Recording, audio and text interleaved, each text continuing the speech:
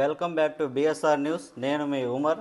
ప్రస్తుతం మనం తాళ్ళూరు మండలంలోని బొదికూరుపాడు జిల్లా పరిషత్ హై స్కూల్లో ఉన్నాము. ఇక్కడ ఒక విద్యార్థికి 10వ తరగతిలో 551 మార్కులు సాధించడం జరిగింది. దీని గురించి ఆ విద్యార్థిని అడిగి తెలుసుకుందాం. చెప్పండి అండి, మీ పేరేంటి? నా పేరు శ్రీజ సార్. ఓకే, మీకు ఎన్ని మార్క్స్ వచ్చాయండి? 551. ఓకే, 551 మార్క్స్ వస్తే మీరు దీన్ని ఎలా భావిస్తున్నారు? మీకు సంతోషంగా ఉందా? సంతోషంగానే ఉంది సార్. అంటే మీరు అనుకున్న మార్కులకి ఎక్కువ వచ్చాయా లేదా తక్కువ వచ్చాయా? అనుకున్న మార్కులకు తక్కువగా వచ్చాయి సార్. అనుకున్న మార్కుల కన్నా తక్కువగా వచ్చాయి. దీనికి కారణం ఏమై ఉంటుంది? తెలియదు సార్ దానికి ఆన్సర్. అంటే కొంచెం మళ్ళీ రీవాల్యుయేషన్ పెడతారు సార్. మళ్ళీ రీవాల్యుయేషన్ పెట్టించుకుందామని అనుకుంటున్నారు. ఓకే, స్కూల్లో ఎలా ఉండేది పరిస్థితులు? అందరూ బాగా ఎంకరేజ్ చేయడం కానీ, ఇక్కడ టీచర్స్ కానీ హెడ్ మాస్టర్స్ కానీ బాగా ప్రోత్సహించే వాళ్ళు మిమ్మల్ని? మమ్మల్ని హెడ్ మాస్టర్ అయిన పి సుబ్బారావు సార్, అలాగే బ్రహ్మయ్య సార్, మిగతా స్టాఫ్ మొత్తం మమ్మల్ని బాగా ఎంకరేజ్ చేసేవారు. స్టడీ అవర్స్లో కూడా మాకు ఏదైనా డౌట్స్ ఉంటే హెల్ప్ చేసేవాళ్ళు, దాన్ని క్లారిఫై చేసేవాళ్ళు సార్. స్టడీ అవర్స్ అంటే మార్నింగ్ ఈవినింగ్ ఉంటాయా లేదా ఒక పూట మాత్రమే ఉంటుందా? Morning 1 hour, evening 1 hour study hours ఉంటాయి సార్. Okay, study hours. ఇంట్లో ఎలా ఉండేదండి? ఇంట్లో మమ్మీకి హెల్ప్ చేస్తూ చదువుకునే వాళ్ళ లేదా ఇంట్లో ఎలా ఉండేది? చదువుకోవడానికి పరిస్థితులు మీకు అనుగుణంగా ఉండేయా ఇంట్లో? ఇంట్లో మమ్మీకి హెల్ప్ చేసి చదువుకునేదాన్ని సార్ స్టడీ అవర్స్లో. ఓకే, మరి ఇంట్లో మీరు చదువుకోవడానికి మమ్మీ డాడీ ప్రోత్సాహం కూడా బాగుందా? మమ్మీ హెల్ప్ చేస్తారు సార్ చదువుకోవడానికి. ఓకే, ఇప్పుడు ప్రస్తుతం మనం చూసుకుంటే చాలా ప్రైవేట్ స్కూల్స్ ఉన్నాయి. ప్రైవేట్ స్కూల్స్లో కూడా 550 రానోళ్ళు కూడా చాలామంది ఉన్నారు. అంత డబ్బులు కట్టి కూడా, అంత కష్టపడి చదివి కూడా. ఇప్పుడు గవర్నమెంట్ స్కూల్లో చదివి 550 మార్క్స్ అంటే అవి చాలా మంచి మార్క్స్. మీరు నెక్స్ట్ ఏం చేద్దాం అనుకుంటున్నారు?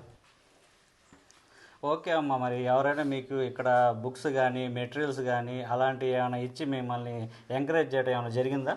జరిగింది సార్. దర్శి ఎమ్మెల్యే బూచేపల్లి వెంకయ్యమ్మ గారు మాకు హెల్ప్ చేశారు. ఆల్ ఇన్ వన్ సప్లై చేశారు.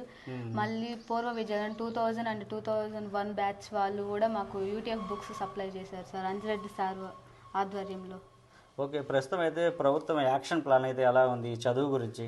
యాక్షన్ ప్లాన్ మాకు చాలా బెనిఫిట్స్ ఉన్నాయి సార్ దానివల్ల. ఎందుకంటే దాంట్లో వచ్చినాయి చాలా వరకు, ఎగ్జామ్లో కూడా వచ్చినాయి. దానివల్ల చాలా యూజ్ ఉంది సార్ మాకు.